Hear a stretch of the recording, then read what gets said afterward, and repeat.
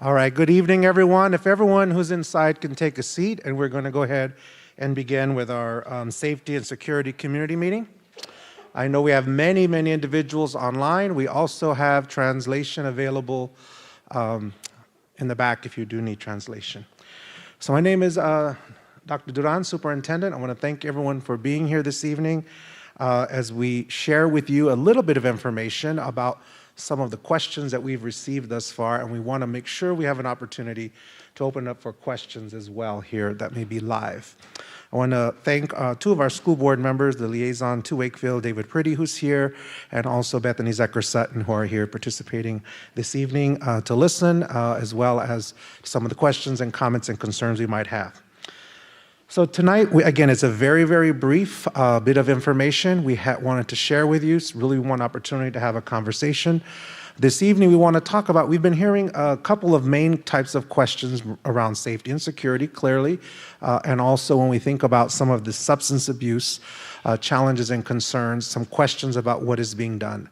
So in a moment, I'm going to have our principal and our chief of school support, Kim Graves, come up and talk very briefly. We have some information on the slides behind us that will speak to what are we doing, what are things we've done right now, our immediate actions, short term, and then what are some things we're doing long term to address safety and security here at Wakefield, as well as to address substance abuse and the challenges that how our students are experiencing with that. So that's what we're going to start with. Again, that will be very brief. Then we will open it up for questions. We've received several questions ahead of time that we will answer some of those, and then we'll have the opportunity to answer questions of individuals here in person. After our hour this evening, if we don't get to all the questions, we do have a way outside for you to write a question down and provide it to the staff so that we could follow up with an answer. So if you don't get a question answered or something that you hear this evening triggers another question that you might have, please make sure you share that with us. So at this time, I'd like to invite up our Chief of School Support, Kim Graves, and our Principal, Dr. Willmore, who will provide, again, some more details. Thank you. Excuse me. Well, good evening, everyone. It is a pleasure to be here with you all. I wish it was under different circumstances, but no less pleasurable to have the opportunity to stand in front of the Wakefield community. I first want to take also this opportunity to acknowledge the work of Dr. Willmore and his amazing administrative team who are all present here this evening.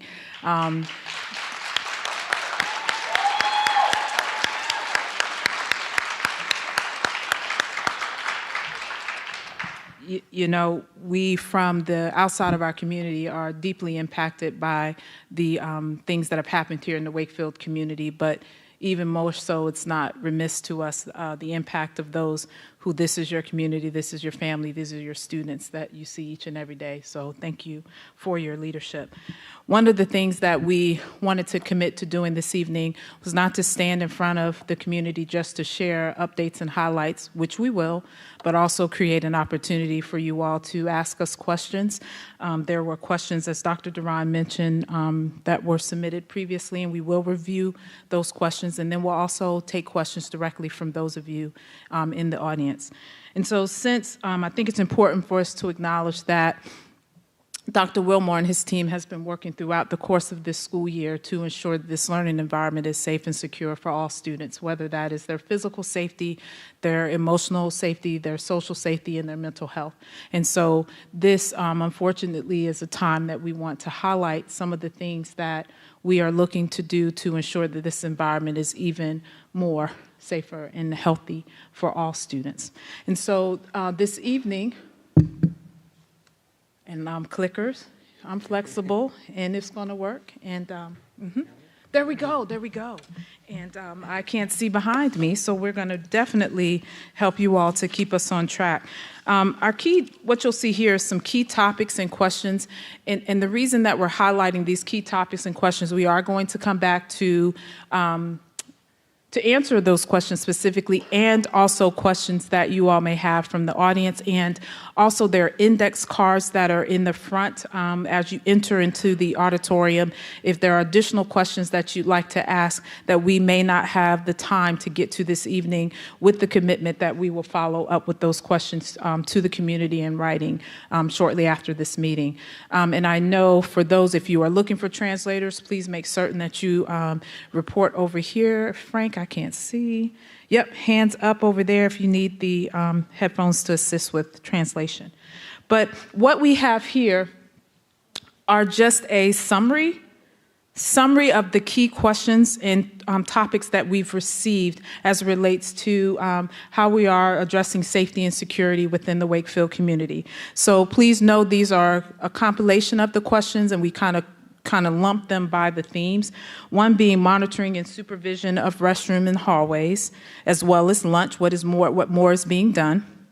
Additional cameras and security at every doorway, what physical security measures are being put in place. Law enforcement involvement, what is the role of police in responding to threats and substance use issues? And we have quite a number of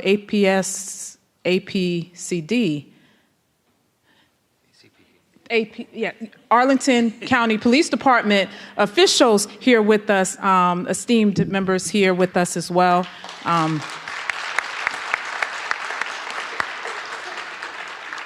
We want to make very certain and very clear that this perception or this narrative that we are not in partnership and working with them is not true. We honor and appreciate the service that they bring to us, and we want to make certain that as it relates to keeping our schools safe and secure, that we are working directly with them. So I appreciate you. Dr. Willmore appreciates you. The community appreciates you. So thank you for being here this evening. And lastly, staffing and support to address substance use prevention, and what is APS doing to provide more support.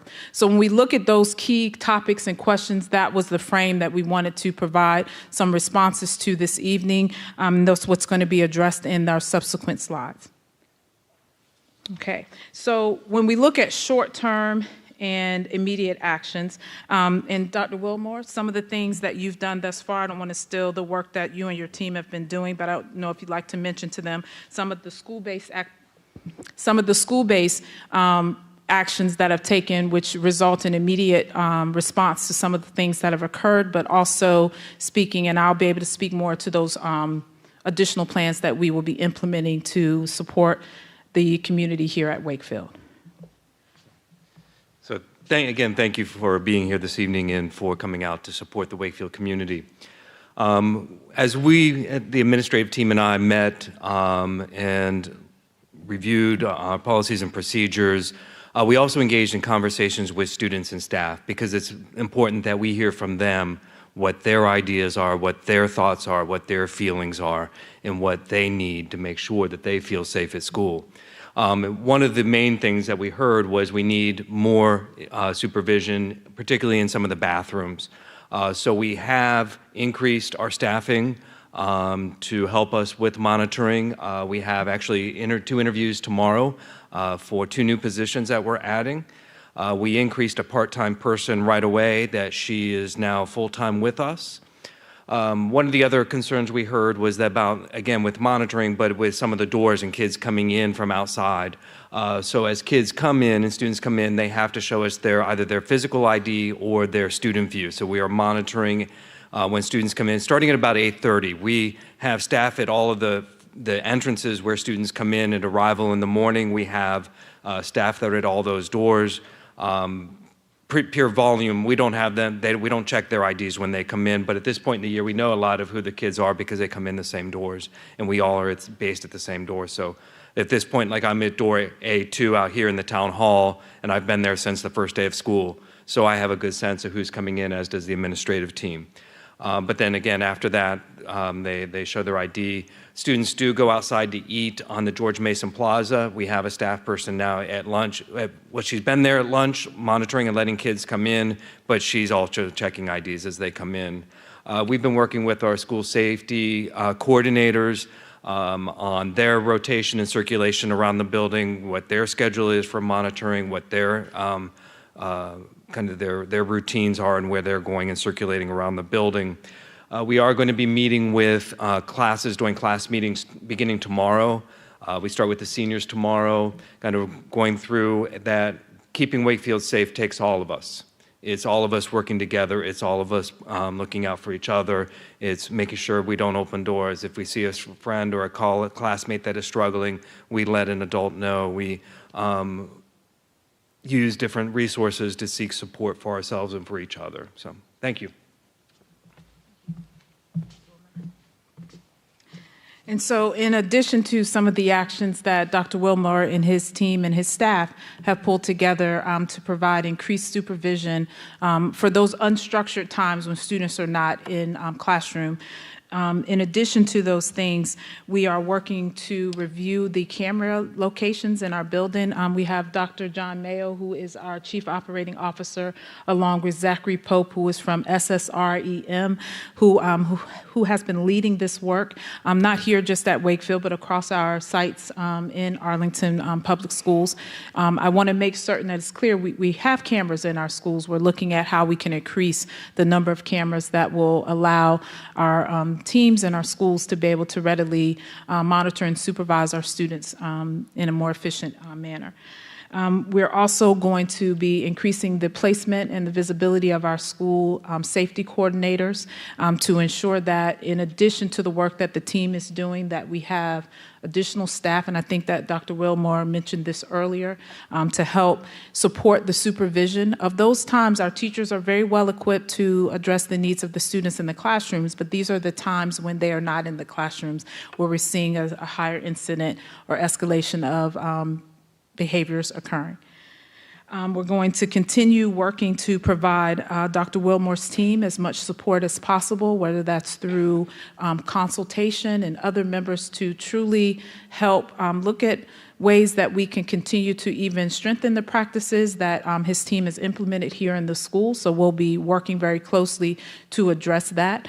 And also our continued collaboration with law enforcement when there are instances of our students using possession or distribution of drugs. We'll be working and contacting our police department directly so that we can, our goal is not to arrest or to move students who are in need of help, but primarily to make sure that we're getting a sense of where these drugs are coming from and how they're getting into our schools.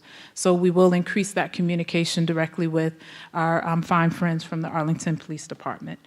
As we look to substance abuse, and I think if you haven't had an opportunity to review the most recent work session around substance abuse, there's quite a bit of information that was shared, and we're also going to be having additional meetings here for the Wakefield community in addition to our other comprehensive high schools. So you have multiple opportunities to hear this information, and it's more focused around providing our families with information, educating them about the drugs that are in our community. So in addition to what we are requiring or asking of our team, we're also wanting to work with our families and our community to help ensure that there's a wraparound level of support for all students. And you can best provide that support by being informed about what it is that is out here. So we'll be having some additional community meetings focused around that.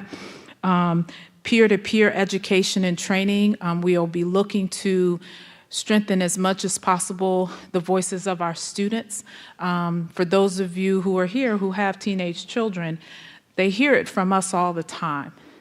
And in some cases, it resonates with them. But in many cases, hearing it from their peers and hearing it from those who are in their circles on a consistent basis is also another opportunity to inform and prevent future incidents with our students. So we'll be working very closely to provide some public service announcements that will be facilitated by our students, looking to create opportunities where students can participate in a state training that allows them to be the ambassadors here on site. So those are some of the additional actions that we'll be doing.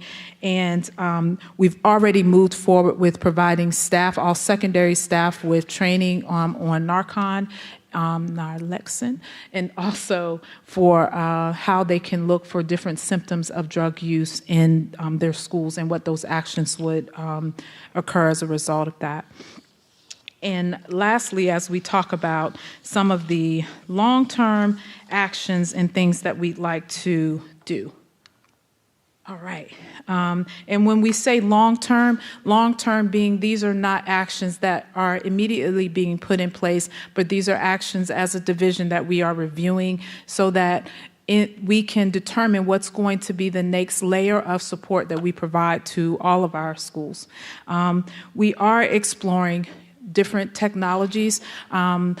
If you've been around, there's some new technology that's out that allows us to place these in the bathrooms. They'd be like a vape detector, and that would be able to identify smoking or any of those things in the bathroom.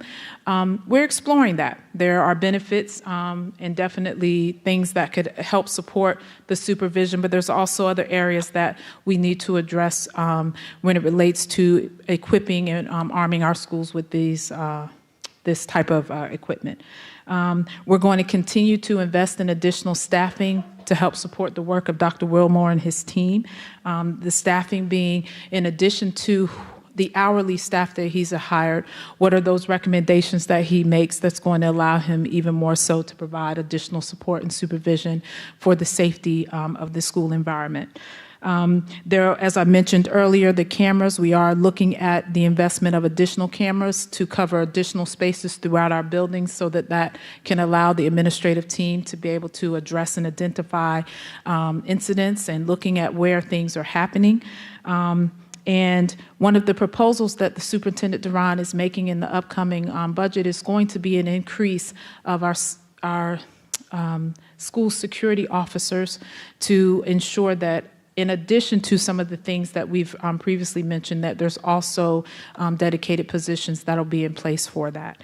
I know that Dr. Willmore has been working very closely with his team and his staff, looking at other actions that will be more immediate in nature. We ask you in advance for your support in those things. I'm sure your students may come home and say, oh my God, they've implemented this, or we've restricted the time that students can go to bathrooms, or we've implemented additional hall sweeps or things of that nature, that we do need your support in how that is communicated to your students, that our goal is to not strip them of their ever-growing independence that young adults seek and actually need, but a way for us to actually structure some of those times when students are unsupervised. So those will be some things that I'm sure Dr. Willmore will be sharing out with you, and we ask you in advance for your support with those things with your students, because it may be a change in some of the things that have previously been permitted on campus. And additionally, we will be increasing Dr. Sampson, who's our Executive Director of Student Services, who's been working very closely with the team.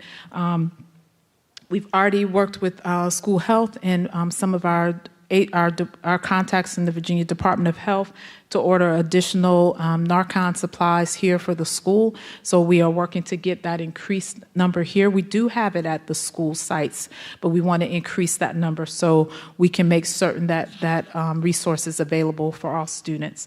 And again, we will continue to collaborate with our county board and members from the county agencies to increase opportunities and services for students who are in need. Right now, we've spent a lot of time discussing what actions we're going to put in place to prevent and to respond. But one of the things that we need to do is what are those resources and things that we can do for students and families who are right in the trenches of this epidemic. And so we'll be working very closely with our county officials to facilitate additional expanded opportunities that may involve community outreach meetings, may involve ensuring that as community members you have a full understanding of what resources are available for all of our families who may be in need. And then additionally, for the budget, and I should have mentioned this earlier, the superintendent will be recommending additional substance abuse counselors as well. And so, and there's a lot of information, a lot of things that have been shared with you.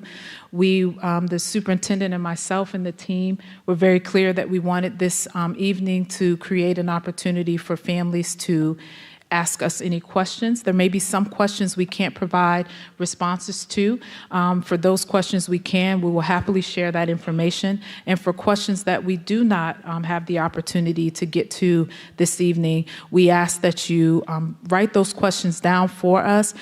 In the link for this meeting, there was an opportunity for families to drop questions in. And so if you want to use any of those formats, we hopefully will be able to get to your questions and create an opportunity to hear from you as a community about your concerns, about the areas that you feel are requiring some additional support or recommendations. We're here to hear it all from you this evening. So thank you. Dr. Willmore, I won't make you stand on stage. I'll be Vanna for quite a bit. And I'd like to start with questions.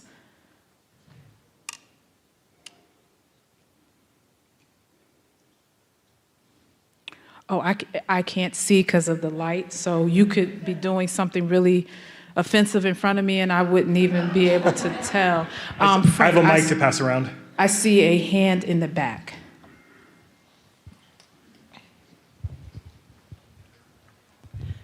Buenas noches, mi primer idioma es el español y esta es pregunta para el doctor Durán. Mencionaron que tienen la medicina dentro de la escuela. ¿Cuántos de los maestros están capacitados para dar y asistir a los estudiantes con la medicina? Our translators can translate the question for the answer.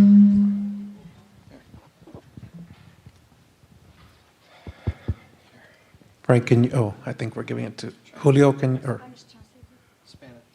Yeah, if y'all just want to share.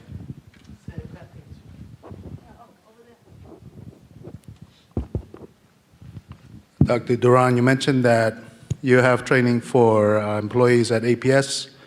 How many of the teachers are trained on Narcan? So on Wednesday, the last Wednesday when we had our half professional development day, we had 750 of our teachers at the middle and high school level that were trained. So we have almost all of them. And those that were not trained that day, we still have opportunities. So we had 750 teachers at all of our middle and high schools trained.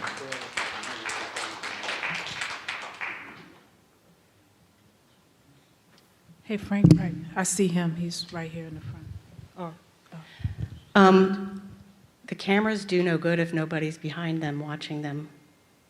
So you could put cameras all over the place. But if there's no trained person behind the cameras watching them, they're no good.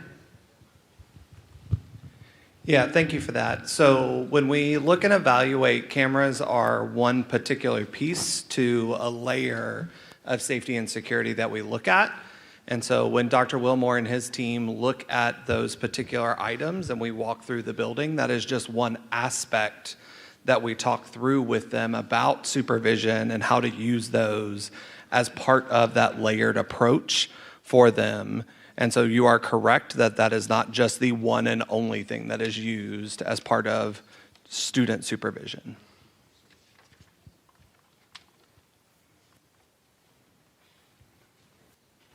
Oh, sorry. Thank you. Prior to the recent events, did you already have the impression that there was a worsening substance abuse problem? Yes. I think that it's very clear, even across Arlington, but also across our region and the nation, that the opioid crisis is something that is real and has been impacting our students in the community for some time. Dr. Willmore and his team, along with our other administrators, this has been an area of concern of theirs from the beginning of the year. And I think that based on the knowledge of this, there have been very clear actions that they've implemented to address these concerns as they have become available. So, sir, yes, being fully transparent, yes, this is a tragedy that occurred and hit this community, but it is something that is happening across the area. So, yes, sir. And I'll just add that prior to In the beginning of the school year last summer, we did have increased access to Narcan. It was in all of our nurses' office. We did not have the level, as the last question to me was asked, about every staff member, but we did increase to make sure that it was in all the nurses' office. We also, our substance abuse counselors, they were out doing a lot of professional development. They had been to many schools, not all, so now it's the requirement to make sure they go to all. And there had also been a lot of work that was done with our substance abuse counselors and individual students that had been brought to their attention through support. So yes, there was clearly an awareness of the need, and the need growing and growing, and the need for us to respond more was clearly something that we had to focus on. And we know there's much more we can do, but prior, yes, we were investing time and resources in our substance abuse counselor program. They they lowered down to 4th grade the lessons. They were looking at different ways to redevelop the curriculum, and that was done last summer and prior. Hi, good evening. Good evening. You mentioned that you are working on hiring for additional surveillance or monitoring of areas like the restrooms, hallways. What measure, if any, is being taken to ensure that people hired for these positions are prepared to deal with being in this kind of space that is very private for individuals? And what is the process of monitoring in a restroom as well? That doesn't, obviously, I understand, as you said, this is privacy, independence, and everything. We want to feel that our children are safe, but also not going into invading their privacy. So how would you work with those situations? Yeah, I can respond to that. Any employee in APS has to be cleared through a background check with the Virginia Police. And we will be doing some professional development training for them and clearly outlining their expectations. They're not going into bathroom stalls or anything like that. But like sometimes a teacher will come and say, this student's been in the bathroom for about 15 minutes, can you go check on them? And so it's kind of that kind of a thing. Hi there. Thanks so much for being here tonight. I was wondering if you could speak a little bit more to the nature of the work of the substance abuse counselors. How are they engaging the kids? How often? Are they proactively engaging? Are they waiting for the kids to go to them? I don't completely understand how that works. Yeah, and Dr. Willmore, if at all my response requires additional, please chime in. Our substance abuse counselors do provide direct visits to classrooms to provide them with information regarding substance abuse and the uses around what occurs, what should we be looking for. I think it's important also to talk about from the standpoint of a curricular standpoint. Our physical education and health units have specific units that are focused on drug use, identifying drugs, sharing with students the prevention, so all students receive that. Our counselors are also available to provide support to large groups of students, but also students that the administration team, through either work of the administrator, social worker, outside agencies, have consulted and shared that there's additional support that is needed. They work directly with families and also community agencies to provide or serve as a liaison to help support families in that way. Most recently, we've pulled a number of them to provide informational sessions not only to their schools, but also to make them available for our elementary or some of our middle schools. I know that I am completely speaking from more of a higher level role, and I know if there are any of our substance abuse counselors in the audience, I don't intend to diminish the work that you're doing, but just to provide a very high level overview. And Dr. Willmore, I don't know if I've missed any additional information that could shed more light to this young lady's question. Yeah, I think you did. I see it as basically they have two different parts to their job. One is the proactive engaging in classes, leading lessons, but they are also working with a caseload of students. And sometimes they're doing direct counseling. They do assessments of the level of substance abuse need or how much the student is using, and then work with the families, DHS, and the court system to provide additional supports when needed. I saw another hand. Good evening.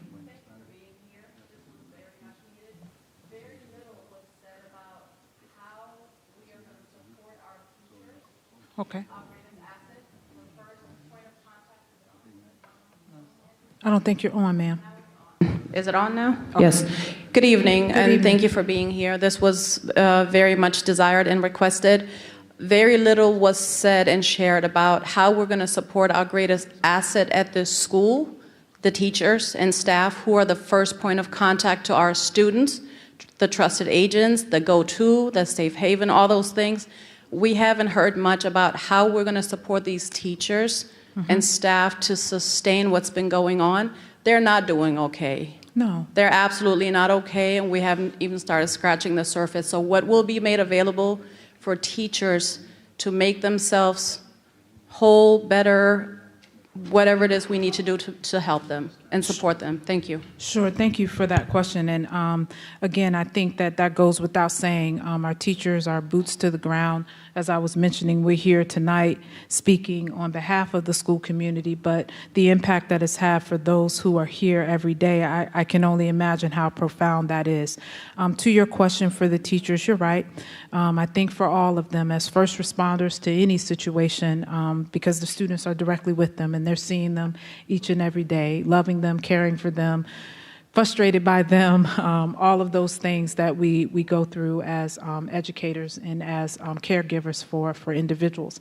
One of the things that I know, and I'll focus this response around some buckets of information, one is making certain that we're communicating with them about what's happening in the school, because I think that they can best be supported by being informed about what is happening. And so I think that Dr. Willmore and his team have been meeting regularly with the staff. Part of the work that he's done with this team is to get some input and direct feedback from the staff on ways that they can continue to be supported.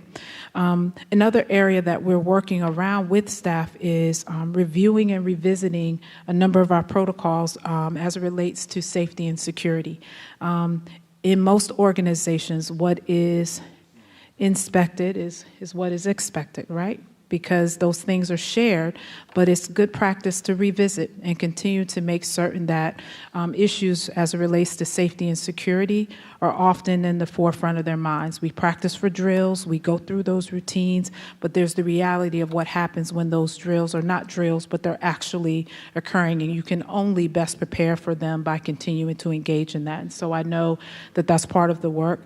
And as it relates to the social, emotional, and the mental health of staff, there isn't an educator today who isn't significantly impacted by everything that's going on in education. We're losing our teachers because of not direct actions, but just burnout and things that are occurring. So we have to be very, very intentional about the support that we provide to teachers to help them and to show them that we're in it with them just as much as they are. And so immediately following the incident that occurred here at Wakefield, we did work directly with our Human Resources Department and Student Services to bring in staff from our Employee Assistance Program who were available to provide teachers with direct counseling and support if needed, with the opportunity, if more was required, that they could extend beyond that time. Members from our student services staff were here directly, not only to support Dr. Willmore's team with implementing restorative circles with students, but also for staff to create spaces if they needed to come and scream, cry, express their frustration. There was a space for them to be able to do that. We'll continue to provide our staff with those ongoing resources so that they know that these things are available. As a former principal, I think one of the things that can help as much as possible with your staff is creating an environment where they feel that they can come and talk and express what's going on with them, being able to not only express it, but then also being able to share what they need to help them move forward or get additional things that are going to ensure that they are full for working with our students. So I know that was a long answer, but there isn't a quick answer to how to you immediately address those things, but what are the things that you're being very intentional about putting in place so that you can ensure that those resources are available for people when they need them. And also just to piggyback off what Ms. Graves just mentioned, in regards to EAP services that we have for our staff members, it's also important to understand they have individualized counseling opportunities with counselors that can work with them on an individual basis. After an incident earlier this year, we did have counselors on site that could have actually worked with staff as well as students who may have attended school on that particular day that we closed schools down. But that is really the premise behind the EAP resources that we are providing, either in-house or through Cigna, through our partnership with Cigna, to ensure that our staff members are feeling okay, and they're just feeling like someone has been able to listen to them, and we have those resources available to them.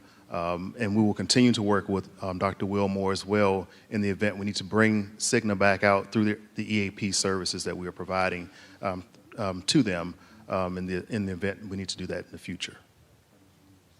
Yes, and that is the 24/7 opportunity for our staff members as well as their family members. And I know some of our staff members may have stated, well, I have Kaiser for my insurance, I don't have Cigna. This service is available to any employee as well as anyone in their family, regardless of the insurance that you may have. All right, good evening. Thank you all for coming. Good evening. I just want to resurface a question that was mentioned during the PTSA meeting. There are several parents and concerned citizens who want to support Wakefield, who want to be available to volunteer, APS vetted, ready to go. How can we help? How can we come in and support the students and the staff? What can we do? We've offered coming in during lunch, coming in the building. I've lived in several places, and school systems have always collaborated with the parents and the communities to be a supportive force. What can we do here so that we can do that? Because I know, like I said, I'm one of the parents. I work, but I will work my schedule around to be available. What can we do? I think that's an awesome question, and you are right. Volunteers are part of our community and welcomed into our schools. In speaking with Dr. Willmore and his team, I think that when we want to bring in our volunteers, and I'm not thinking that that's where you're coming from. We don't want to place them in a role that they are supervising students or being responsible for overseeing them. And I don't think that that's the notion you're talking about. You're speaking about how do we just engage with interested volunteers and community members who want to invest in our schools. And if there are better ways that we can expand those opportunities at our secondary level, I absolutely would be open to those considerations. I submitted my question online, but I wanted to read it for you now. Please. Our middle schoolers are in crisis. Many students are not on grade level in core subjects when they leave elementary school and enter middle school. They lack the social, emotional, and executive functioning skills needed in today's world. Our schools are under-resourced with counselors, social workers, psychologists, and literacy coaches. Many of the fights, drugs, and alcohol issues are starting in the middle schools. These students are continuing drugs, alcohol, and fights when they get to our high schools. What is your plan to overcome these challenges in middle school, and how will your proposed budget later this week address these challenges? So one thing you'll see in the proposed budget this week, we are going to be investing some additional mental health support for our middle schools to have some additional supports at every middle school for what we call Tier 2 or Tier 3 supports. So these are students who've been identified in middle school, starting as they're actually even in elementary school as they transition to middle school, who've been identified as having intense supports that are needed, whether it's small group support, whether it's individual support. So there will be additional staffing in the area of counseling for our middle school specifically. That's one thing in the upcoming budget you will see. The other thing that you will see upcoming in the budget with regards to middle schools is looking at some of the, you asked about the instructional pieces, so additional supports for the area of math and literacy through either additional resources and or additional positions that will support us looking at how we identify who those students are struggling, what interventions do we put in place. We're currently on the final phases of our secondary literacy plan, which is middle and high school.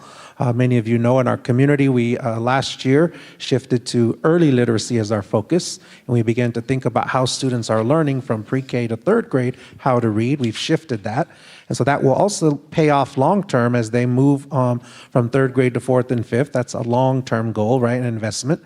But we now are looking at what do we do for our students at the secondary level who are not reading at grade level, who do not have interventions and supports tailored to their needs. What is our division-wide plan? And so that is something also that's coming out in terms of a literacy focus for secondary, middle, and high school. Hi, so I'm a Wakefield student, and before I start, I just want to thank Dr. Willmore and the Wakefield administration for just doing an outstanding job through everything. Like, Dr. Willmore, you're holding the school together. Like, thank you so much. Major props to you. So I guess this is like a two-part question, but it's my understanding that risk prevention is multifaceted. I'm mainly concerned that we're relying on teachers who are already overworked, educating the next generation as it is. We're relying on them to provide the life-saving support, and I feel like that's really, to an extent, that's unfair on them. I'm concerned as to why we're not considering Narcan distribution to students and providing training courses in Narcan to students, maybe during PE classes or as an additional graduation requirement. Yeah. We absolutely are looking at that, and we have our legal team working with our local health department and the state health department to see there are codes that are legal codes that we have to see how we can do that. We studied and looked at Los Angeles Unified nationally. They've done that with their students. There are different laws in California, so we're trying to see what we can do, how we can do that, because that is a goal of mine and of our school system to find a way to empower students with that same opportunity for a resource. Part two. Okay, thank you. Thank you all for being here as well. I had, I had two questions, comments. The first is that, as my daughter expressed, that it's been a very traumatic time for students at Wakefield. They are supported by their teachers and administrators, and especially Dr. Willmore. They have his implicit trust, and there have been rumors circulating that Dr. Willmore and other administrators' jobs could be at risk or that they're scapegoating. And I'd like assurances that that's not the case, Dr. Durán. I'm not sure I understand the question. You're questioning about Dr. Willmore's position here, or is that? Yes, as principal at Wakefield. I'm here supporting him 100%, sitting here next to him, so. Thank you, I'm glad to hear that.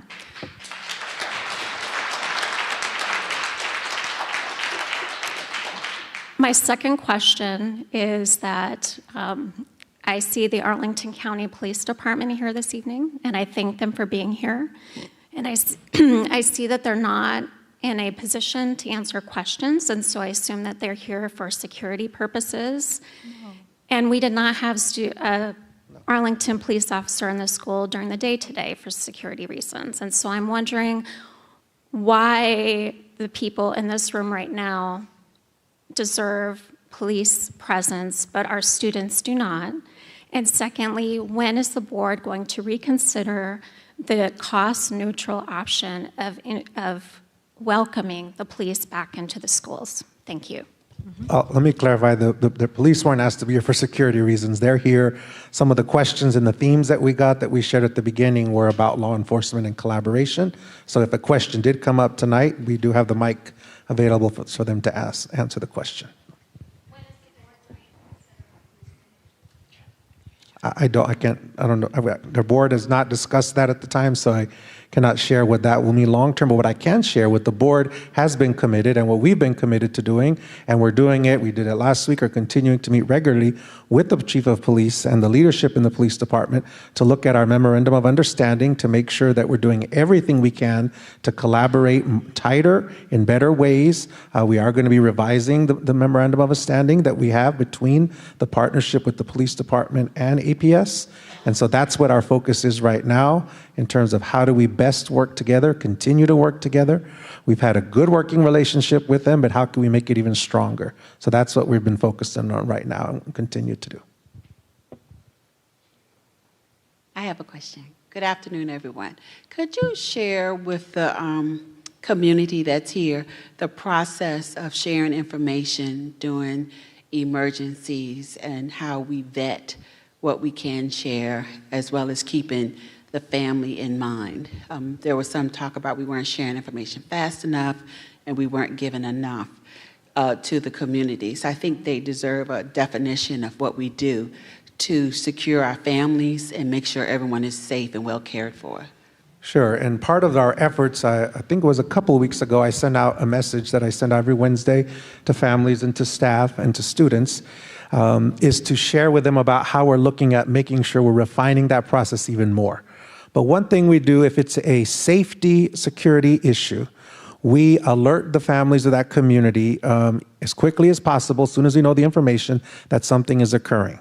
We then must work with our police department and make sure that we do not provide any additional information that might jeopardize the investigation. So we work closely with them and their contacts in their communication team to determine what can we share at the moment. We want families to, one, know what something is occurring and the high level of that. Then, as we get more information, then we are to follow up with communications that it's available and appropriate. Sometimes, and oftentimes, if it involves individuals, we can't share names, but we can share what's occurred and what's not occurred. If it's a medical emergency, anytime a ambulance is called or fire department is called, then all we can share is that it's a medical emergency, that it took place, and that the situation was handled. We can never share more about that because it involves employee, it might be a staff member, or a student's private health information. One thing, though, that I've asked our teams to do, our principals as well as our communication team, is to revisit the language in the messages, not necessarily the more information of details that we can't share if it's a police investigation, but is it clear enough? Is it reassuring enough? We heard feedback, I've heard feedback from parents that weren't clear on what was said. It wasn't reassuring.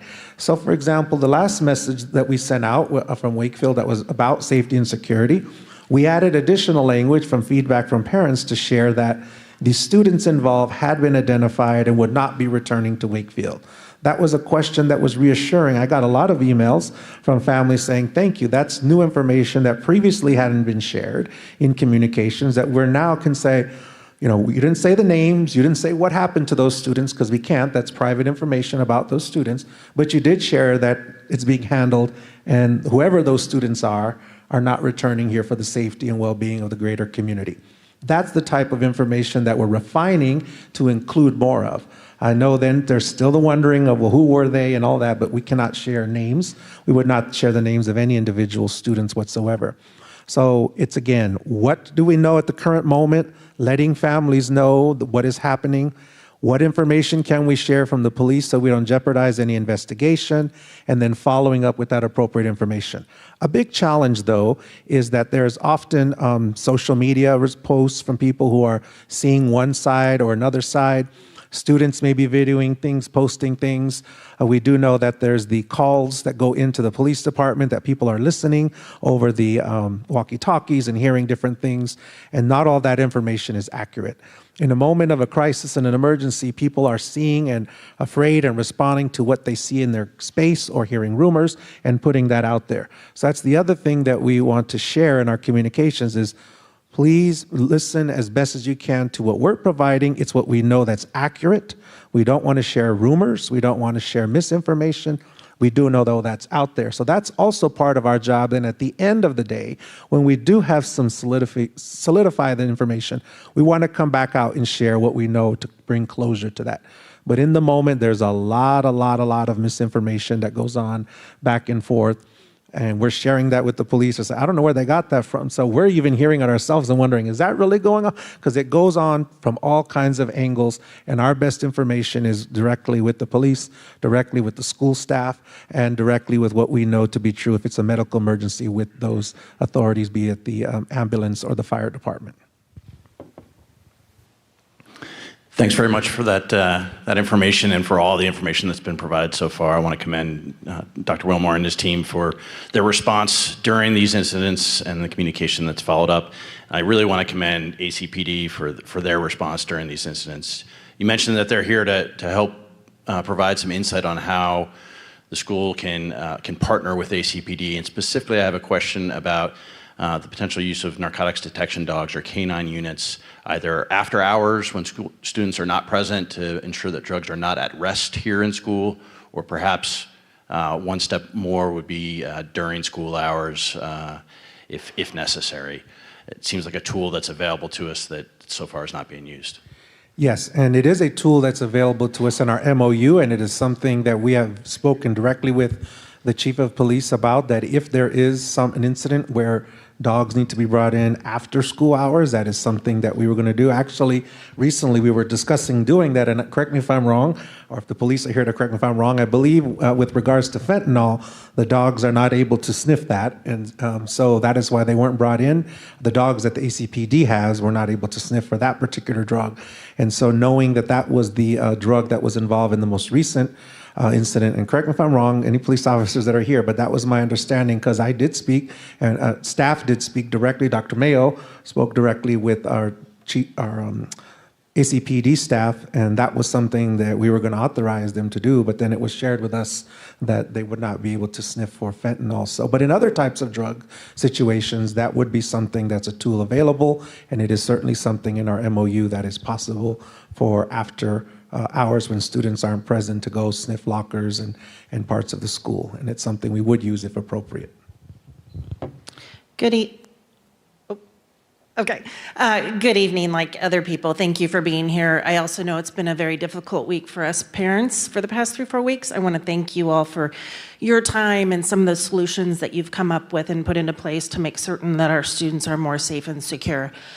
Being a solutions-oriented person, I want to make certain that we are really looking at these issues and challenges systemically, not only K-12, the community, the 7-Eleven on the corner that's selling things to our students, as well as strategically, so that we can look at this in an innovative way instead of some of these, oh, we've recognized some gaps along the way. I also want to make certain that we're looking at this from not only the security outside of Wakefield, but also within our student community at Wakefield. When I had the conversation with my child before coming back on the Monday after the Friday, we did not have school. We had lots of conversation, but that particular one, he told me, I'm not concerned about a trespasser. I'm not concerned about the overdose pieces. I'm concerned about the weekly, if not daily, fights that break out at school, and school's gonna go back to normal. We need to make certain from that systemic perspective, a lot of these things are tied together. We're really taking that approach to this and not just using a Band-Aid approach, and these are the pieces we've now put in, but really dig deep and find some of those more innovative solutions. Thank you.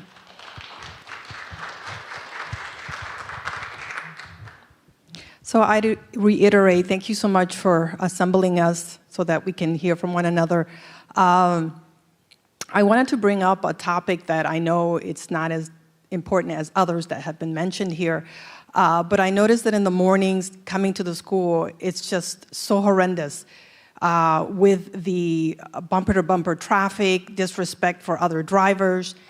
And I was hoping that maybe the school could employ the police to direct traffic. I don't know if that's something that they can answer. And I also want to bring about attention to appreciating our police department. They are one of the finest. And I would want to enlighten that we need to also embrace officer-friendly. You know, I don't want the students to think that officers are only here as a sort of reinforcement, offense and things like that. So I just want to appreciate having their presence from time to time. Also, I'd like to provide my condolences to the Flores family for the individual that passed away. And I thank you again for giving us the opportunity to voice. Thank you. Sure. Thank you for your comments. Mr. Bellavia, just FYI, there are some folks up here too. Just want to make sure it gets spread around a little bit. I'm sorry. Yeah, Go so ahead, Zach. first and foremost, thank you for your comments this morning, about the morning traffic and everything. I know that my colleague, Ms. Harbor, in our facilities and operations, who also oversees transportation, just hired her multimodal transportation position. And so I'll be passing along that information to make sure that Mr. Treacle, who is a former Arlington County police officer, actually comes out in the morning and partners with my staff to first take a look at that and see if there is something that we can do in working with Mr. Willmore Dr. Willmore. I did not mean to demote you. To make a look critically at that to see if there is some things that we can do in support of him to make some adjustments to make that less horrendous, to use your language there, to support kind of the arrival experience for you. Hi, good evening. I know a lot of people still want to talk, so I'm going to echo everybody's thanks and appreciation for giving time, but I am going to make an observation, and I'll piggyback on what somebody else said. As I'm watching this as a parent of a Wakefield student, I am very grateful for the attention that you have given these incidents. But these incidents are occurring in other schools, and as I'm watching what is being done and the focus here, I have another child, and I have more concerns about that child going to another school. And so I would encourage Dr. Durán, Ms. Graves, school board members to hold these types of conversations across other secondary schools, because right now, this is the third one, as a third time I've had an opportunity to talk, or we've had an open forum, and this is my 5th consecutive year as a middle school parent, and we have had 0 opportunities. And these issues are starting in middle school, and there are no platforms for conversations, and we don't always have the same type of leadership that we have with Dr. Willmore. Thank you. Thank you for your comment. I had to come out my heels, so I just shrunk a little bit. Okay. Sorry. Thank you. Good evening. Can you talk a little bit about what you've been hearing from students, both sort of the themes of their areas of concern and also their suggestions and ideas, both for safety and for school being a positive environment where they would like to be? What I've heard a lot from students, the most immediate thing was the ID check. A lot of kids came in and said thank you. There were a couple that were unhappy with that. So by and large, they've appreciated that. They've appreciated just having the opportunities to speak with me and the administrative team, and to hear from that they know that we're hearing from them. We've been into classes, talking to whole classes, asking for students to give input.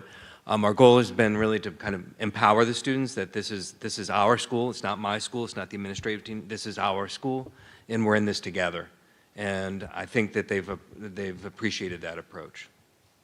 And just to piggyback too from Dr. Willmore, our student advisory board also gives us input, and there are students here from Wakefield in addition to students across our comprehensive schools. And part of that is also creating the spaces where when they do want to share information and when they do want to express what's happening or what's going on, having those spaces that are available for them. Dr. Durán, go ahead. The other thing that we've heard a lot of to my office is how can we as students help our other students share more information?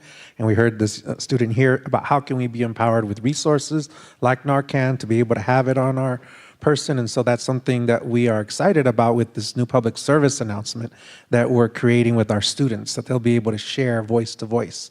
So I think they heard me talk about that at a school board meeting, perhaps because then I started getting a lot of emails saying, how can I help? How can I help? I want to be a part of that because I think it's important that I can talk to my friends better than you guys can. So I heard a lot of those messages as well from students.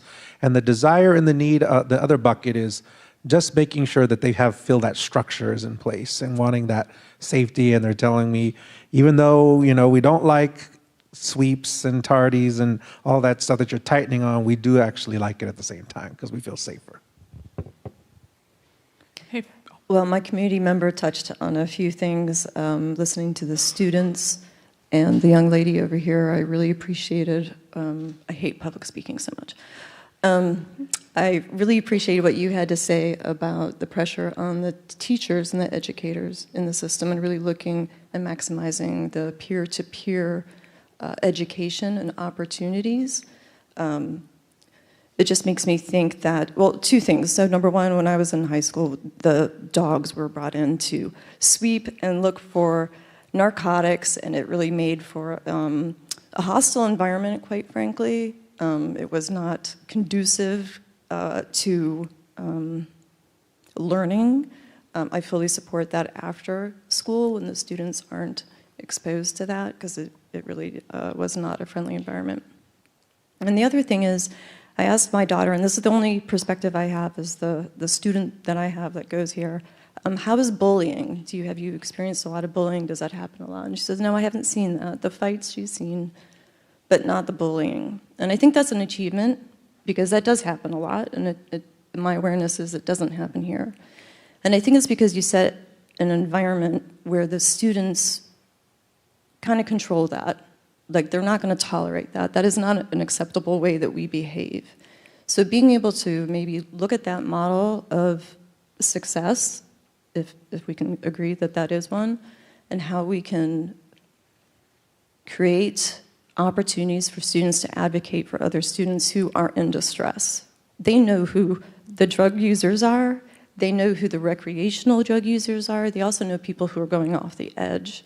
And having avenues for them, safe avenues for them, you don't want to put them in harmful positions, but ways that they can reach out, or have a person or an avenue that they can reach out to and say, hey, Mrs. Jones, can you look at, Sammy, because we're really concerned. Thank you. Restarted a group that we had before we shut down for COVID called Upstanders. And it is developing student leaders to intervene, particularly in cases of bullying, if and when they see it. But in terms of providing a mechanism for students sharing the information with us, some students are very comfortable walking right into my office without even knocking, as Ms. Graves discovered the other day. But other students are not, and some students would like to share things anonymously. So we have created a QR reader that we've posted on flyers around the building. It's also on the Wakefield website, where students can submit information, let us know about things. They can do it anonymously, and it's available in English and Spanish. Good evening. Good evening. Thank you, obviously, for having this meeting. It was very well needed to start the healing process for our Wakefield community. I'm going to speak as an alumni from Wakefield. I graduated in class of '99, as well as a parent of a senior at Wakefield. Going back to the communication, the emails that we received on that Tuesday and that Thursday could have been better, and thank you for addressing things and understanding that communication is key. But the second part is when parents call the school, because we as parents are getting text messages and we're getting calls from our students. If we are calling, please do not tell us that everything is normal. Do not tell us that our students are in class and everything is normal. Clearly, it was not normal. You don't have to go into detail. Medical emergency is all that is needed to say. But I personally made 2 calls. One at 10:30 because I did see the police response coming to the school. I personally saw it with my very own eyes. I called and I was told everything is normal. Nothing is going on here at the school. The ambulances, police department, fire department, they're not here at the school. I was like, okay. A few minutes later, I get a call from my son. And he's telling me that he's on lockdown, he's in town hall because something is going on. A few minutes later, I get a text, overdose, from my son. He's telling me all these things as it's going. I was like, okay, I'm going to wait for the communications from the school. I'm sure they're handling it. I told him to stay put, just follow directions as needed. 11:30, by this time we've gotten a few emails. I'm calling because at this point I'm like, okay, you know what? There's no reason for our students to still be in school. And whether they dismiss or not, I am going to go pick up my son. I called to ask if it's okay if I can come pick up my son. And I'm told again that nothing is going on, that everything is normal. We had gotten communications from Dr. Willmore. I am sure that Dr. Willmore also sent communications, emails to the staff. So front staff who's answering the phones need to address and have better training in these situations. And I do understand, like I said, no details have to be given. But please do not tell us, parents, that we know what's going on, that everything is normal. The second part that I wanted to touch base on this is, I am glad that you guys are doing the QR code with being anonymous for the students. And I really do hope that this is also for staff, because our staff sees what's going on. Our teachers sees what's going on. And they cannot pinpoint and say, XY student, I think is high, or XY student, I think is drunk. Because if they do that, a lawsuit will follow.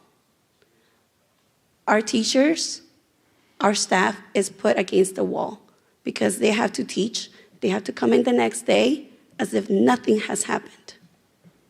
Yes, there's counseling available, but just like our students don't necessarily will go, our staff will not go either. It's been hard with the pandemic. It's been hard with everything that's been going on. And this is not just to this school. This is not just to Arlington, like APS. This is to our whole region. All of this has been happening for quite some time. Fairfax, Falls Church. Please don't wait until we have another tragedy. We have to do better to protect our students, to protect our staff. Thank you.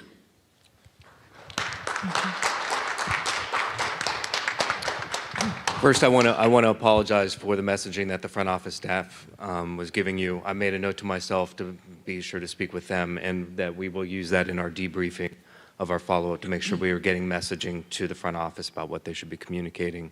And in terms of the QR reader and the reporting form, it's open to anybody, students, parents, community members, staff. So. Buenas noches, mi nombre es Moisés. Yo no sé, tal vez como darles un ejemplo o decirles que yo pienso que la policía debe de estar en las escuelas. Es número uno, poner detectores ya sea de pistolas, número dos. Y también yo no sé si sea o hacer un cambio de staff, poner seguridad privada, comunicación con la policía, porque todo esto es un grupo y hay mucha gente que sabe cosas, ¿me entiende? Entonces, va a seguir igual si no se hacen cambios. Gracias. Julio. Frank, can you give Julio the mic? He has one. Oh, he has one. It's working, Julio. Mr. Brasuto. Good evening. There you go. I want to say three things. The first thing is, are we going to have SROs back in the school? We want to have them back in the schools. Also, metal detectors, things that can detect guns. Can we have those things in school? And also, will there be a change of staff? Because the things that we're seeing here were started by a group, but what's going to happen now? So in terms of the police, as we shared in the previous question, right now what we are continuing to do is find ways to better strengthen our partnership so that the police can come and be a part of the school when needed and necessary. And also, as a previous person said in the back, I believe, how do we have police come in to develop relationships with students in a positive way? That's all part of our memorandum of understanding that we have. So what can we do to continue to strengthen our collaboration and our partnership with police and supporting our students and our staff? That's the focus right now, and that's what we're going to continue to focus on in terms of that partnership. We are looking at different devices, as was shared earlier. One was devices perhaps in the bathrooms to detect when students are using various things, smoking and things of that nature. So there's some exploration about other devices that would be long-term, because those are very expensive. Long-term potentially, for next year, depending on the costs. Some might be even longer, but we are looking at different possibilities for devices that could be a benefit for safety and security. Hi. First, I want to reiterate, I'm so profoundly grateful for Dr. Willmore, his staff, the teachers and the students. The school community is just beyond measure. Just a bunch of beautiful souls here, and we love it here. We've been here for some time. But I want to speak about, I think all the adults in the room would agree that probably the core seed issue that's going on here we haven't really talked about yet, which is why these students are full of anxiety and full of fear and full of overwhelm. And I believe all these suggestions are lovely. I think many of them are sort of more Band-Aid or sort of command and control, and they have their place in allaying fears, and I get that. But I think really most of us are ready to be deeply brave about this issue and deeply honest about this issue and confronting what is really making these kids struggle, whether it's leading to potential violence or substance abuse or drug abuse. And one thing that's of concern to me is that we are training these kids from a very young age that when they have a physical illness, a mental illness, issues with attention, that the first thing that we should turn to is pharmaceuticals. They certainly have their place. They can do wonderful things. But I think as a society and a community of adults, we push that on them quite hard. And so when we're surprised that they turn to that when they're struggling, which so many of them are, I think it's not a surprise. And we need to all, I think, accept that and understand it and find ways to support them at their deepest level and not simply look to Narcan, which can certainly save lives, but oftentimes it's far too late. On that same note, I think one of the things I've seen that have been profoundly helpful, my daughter came in that Monday that school was open, but I think a lot of students chose not to come. She had profoundly deep conversations with her fellow students and her teachers. She had a couple teachers who even cried in front of the students, like opening up in this beautiful way and connecting with them. And she opened up in a way to me she never has in her life. So I think these are the types of solutions that are going to make these kids feel safe, feel seen, feel heard, make the teachers and the staff feel safe and seen and heard. And I understand there's fear, and whether it's, cameras or whatever that might provide some sense of safety, I really think these connections in this community are what really are going to make a big difference. And the kids aren't going to need and want to choose drugs, whether they be legal or illegal or what have you, going forward. So, thank you very much for those comments. I can't agree more with regards to a societal change of discussion that we all need to have about the reliance on medication for things that obviously there's an appropriate use of it, but then the over-reliance sometimes. One thing I want to share long-term that we've been working on, and I'll let Ms. Graves follow up with some more details if I don't share it well. All of our shift and focus on how we support students' social-emotional learning aspect, some of the work that we've been beginning to work on with regards to responsive, restorative circles, discussions that students can have built into every single week where they can meet with their homeroom teachers or their teachers to sit down and have the kind of conversation that you talked about on that day that they were having. And this is not when something occurs as a response, but also just the opportunity to just share. And there are skills that are learned and need to be taught explicitly about how you cope and handle with stress, anxiety, fear, etc. And that is part of the curriculum that we've been developing recently and are continuing to expand around social emotional learning. And that is a huge need for us not to respond to when incidents occur, which obviously, to your point, much of what we shared this evening is making sure we're responding to the immediacy of some safety concerns, physical safety concerns, and measures to put in place. But if you don't get at the root of why are students anxious, why are they worrying, why are they fearful, what is happening in schools, but also in our community that is causing a lot of that anxiety and fear, we can't change everything that's happening in our world, right? We can't change all of what's going on. But what we can do is empower our students with those skills of what to do and how to handle and respond to these different things that are happening in our community. And that is part of the social emotional learning curriculum. And that is part of an effort that we're working to increase more and more and more in all of our classrooms. And that's not just at the secondary, that goes all the way down to elementary schools. Ms. Graves, would you like anything No, more I about the think you social summed it emotional learning? Because that has to be the foundation and the number one focus of what we do as a school system to empower and educate. Our goal is to educate, and it's not just educate on the core content knowledge of language arts, reading, math, science. Obviously, it is that, but we've got to empower them and our students in a different way for those other skills that are going to be very necessary in the future, but already are necessary now in terms of how to be able to communicate, collaborate, problem solve, and manage through challenging times and challenging situations. And so thank you for raising that question. We did not speak a lot to that in this evening's short-term, long-term, but it is definitely a huge, huge focus. And you'll hear a lot more about that. Even in the budget, there's some additional resources to continue supporting all of our schools, having teachers and experts in that, and some lessons to help develop. Our central office is developing lessons to give to teachers on how to teach those skills, how to have those conversations. So that's much, much more to come in that area. And I can't emphasize enough how that has got to be the primary way that we address many of the matters and concerns of the root cause issue. Okay.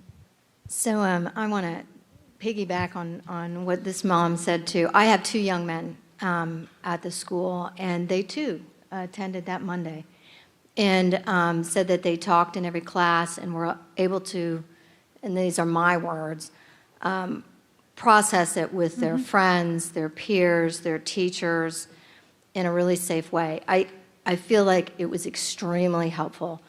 Neither of my young gentlemen are half as verbal as this other mother's student, a female. But anyway, what they did say, and I want to pass this to Dr. Willmore in particular, is that they announced that, yeah, Mom, it was really good. And the more verbal of the two said that he was now over it. So I'm not saying that that's really true, being over it, but he really, I think they both really engaged, and I am so pleased that they were able to do that. So thank you so much.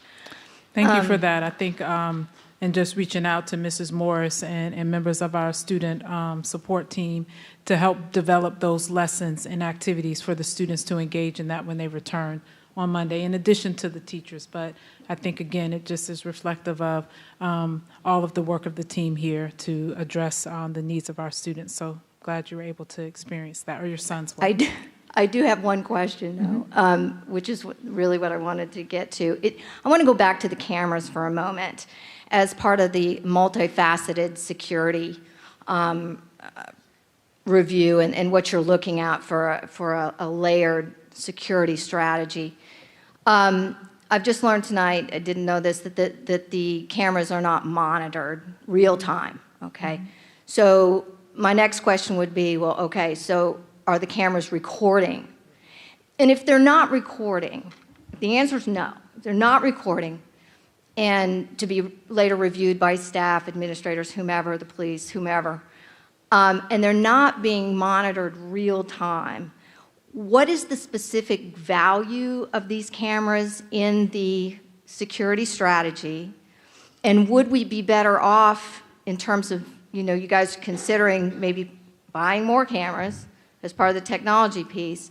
Wouldn't we be better off getting the real-time monitoring and or the recording so that they do have some specific value?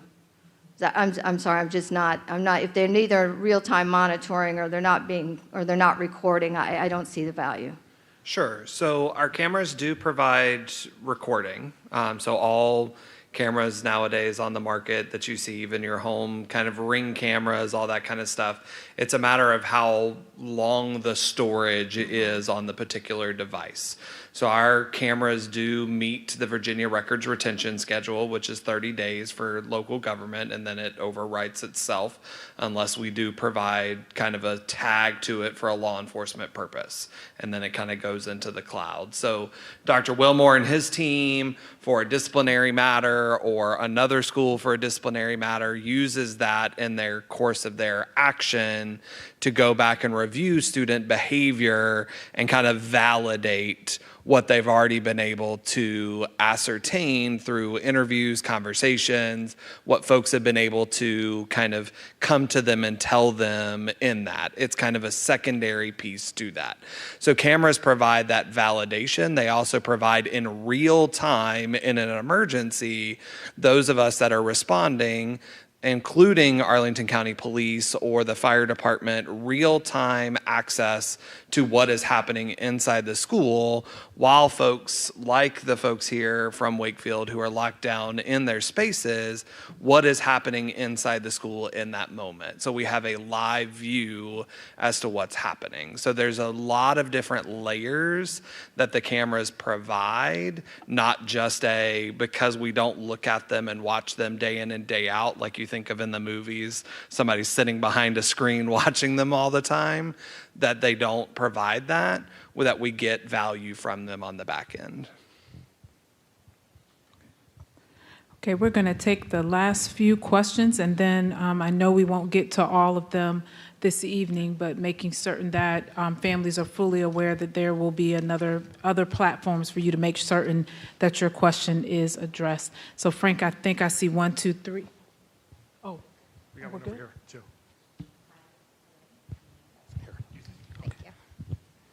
I'm just going to keep this real short. Thank you to everyone. The issue of SROs has come up a number of times tonight, and I won't position this as a question because we have limited time, more of a recommendation in response to your kind offer to follow up with information afterwards. I think the SRO issue is a very complex one. There are a lot of equity issues that are very important. There's a lot of nuance. So as a parent of a freshman, I've not been plugged into what's going on at Wakefield for a very long time. So it might be helpful to follow up with just a brief timeline of what happened with the SROs? When did we have them? When did we get rid of them? Why? And most importantly, kind of the two sides of or many sides of the SRO issue, just to provide parents with some context as this discussion keeps coming up, since we're all feeling scared for our kids right now. It's just a suggestion. Thanks. Sure. And not to respond, but just to provide us a follow-up, a lot of the information regarding the working group that was comprised, who was a part of that working group, and the recommendations that were then made subsequently as a part of that group, and then, of course, our MOU is all available on our website, but what we can make certain that we do is in our updates, make certain that that information is included so you don't have to go look for it. Okay, Dr. Durán, I'm sorry. That's it. Ladies and gentlemen, my name is Captain Caniglero. I'm the commander of the community engagement team. I recently took over about 6 weeks ago. So I came in kind of a hornet's nest with everything going on. But I have been doing this job for almost 3 decades now, so I do know what I'm doing. I will tell you coming into this that Zach and I have got to know each other very well in the last 6 weeks, to the point where there's pretty much hasn't been a Saturday or a Sunday where we haven't talked together, not to include the Monday through Fridays. As the doctor explained, we are going over the MOU again. It will start next month. We're forming a team to get together to go over it because laws have changed. And they'll continue to change. Every July we get new laws that come in. Our team at ACPD would love to have the SROs back in the school, but I'm going to be totally honest with you. At this point in time with our staffing levels, there is not a possibility of us being able to get SROs back in the schools within probably a year to 18 months, even if it decided to go that direction. That being said, we are working on the MOU. The doctor met with the chief of police. We came up with an action plan that we're starting to work on. I think there were 6 or 7 things that we're working on that will help the relationship between them, ourselves, DHS, counselors, and everyone else, getting everyone kind of involved in this. This is not an incident or not a topic that is just limited to Arlington County. This opioids is throughout the country. Part of my family's in California. They're going through it too. Unfortunately, this is something that has spread to the high schools. It's unlike crack cocaine in the 80s, for those of you that remember that far back. This has gone into the high schools, and it's a very dangerous substance. The dogs can't track it because of the toxicity of the drug. Going into some of the other things you guys talk about, traffic and coming in with traffic, our staffing limitations would keep us from being able to assist with that, but I can talk to our traffic unit to see what they can do as far as helping out. The dogs in the schools, I had dogs in schools when I was in high school. It didn't bother me. Nowadays, I think it's a little different, the perception. I do think the dogs are seen as more aggressive, so it will not be something that we will probably bring back into school while kids are around. It may be something when they're in classrooms that we could agree upon, or after school or before school or something like that. But that will be something that we discuss with the team that we put together for the MOU. Any questions you guys have, I have my team here that would be happy to answer questions after this to see what we can do to help you out. But I just want you to understand that ACPD and APS are working hand in hand with what we're doing. We've seen deficiencies on both parts, ACPD and APS, and together I think we can bring those deficiencies out and minimize them. I am a father of two high school students in Stafford County, so I understand. My mom was a teacher for 26 years, so I have that going for me also. My sister graduated from college and became a child psychologist, and I was a sociology major, so I understand a lot of the concerns you guys are having. I've kind of got a whole well-rounded gamut of stuff that my family has been through. So just to understand, we understand that you guys, this is a very confusing time. You have kids that obviously, that's your number one priority. It's also our number one priority. My kids and your kids are the same age, so I understand what you're going through, and I can guarantee you that between us and the APS staff, we have a plan that's coming together. We will have another plan or a future plan that will change a little bit with the MOU. I do encourage you to go on the school website and read the current MOU, and then after we fix it and alter it and change some of the things in there, I would recommend that you read it when the new MOU comes out also. So I will take this and give it back to the doctor, but we will be here afterwards if you guys want to come and meet us out front and have a conversation with us. So thank you. Thank you. Yeah. Thank you very much for sharing that. And I just want to reiterate and thank that we do have a strong partnership with our Arlington County Police Department. We are very committed to working together positively, and we have found ways that in our current relationship, the MOU is a memorandum of understanding. It's how we will work together, things we'll agree upon. We've already seen, yep, we could do this better, we could do that better, let's put that in writing. But we come to the table regularly, whether it's me and the chief of police or whether it's my staff and other members of the chief's staff. We're meeting regularly to talk through those issues, and we're on it. And I'm thankful that they are our partner. They are working with us in our schools. They are supporting this effort. So I just want to acknowledge and appreciate those comments you made. Just to close out this evening, we know many of you may still have a question. Please, before you leave tonight, if we didn't get your question asked, there are individuals outside you can write your question, leave it to us. If you are watching online, I know there are individuals watching online. That Teams link that we have made available for you to send questions ahead of time is still active, and you can send us a question then. So thank you for being here this evening, for being able to hear and listen, and also for us, I'm very grateful to have parents that are here committed to ensuring that as partners, we're together doing what we can to make not only Wakefield, but even the suggestions that many of you shared, the larger school system, a greater, better place for all of our students and staff. So appreciate you being here this evening. Thank you again, Mr. Pretty, Ms. Ecker-Sutton, for being here to listen as we continue the conversations of things, whether it's policies or whether it's budget initiatives or the ongoing MOU in partnership with our county, that we have that knowledge that we can take away after being here to listen. So appreciate you both being here. With that, have a good evening, everyone. Thank you.